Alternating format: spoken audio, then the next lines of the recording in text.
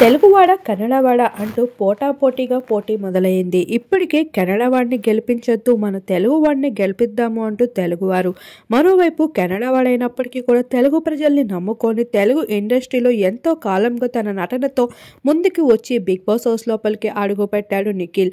ఇలా మంచి పోటీతో ఒకరు, మరొకరు వైల్డ్ కార్డ్తో ఆటంతా చూసి ఇంకొకరు వచ్చి పోటాపోటీగా పోటీని అందించారు. ఇక ఫినాలి రాక రోజునే వచ్చేసింది. ఇక ఈ రోజు టాప్ 2 కంటెస్టెంట్స్గా గౌతమ్, నిఖిల్ నిలుచుకున్నారు. ఇప్పటికే పుష్పతో కాంట్రవర్సీస్లో నిలిచేసిన అల్లు అర్జున్ ఇక వాటన్నిటిని పక్కన పెట్టి గ్రాండ్ ఫినాలిలో అడుగుపెట్టాడు. ఇక సినిమా అవకాశాన్ని కూడా అందిస్తాను అంటూ కూడా ప్రామిస్ చేశారు. ఇక అలా ఫైనల్గా Nikhil you are the winner in season 8 అని ఒక్కసారిగా అనౌన్స్ చేసేసరికి కంటెస్టెంట్సే కాదు ఆడియన్స్ సైతం షాక్కి గురయ్యారు.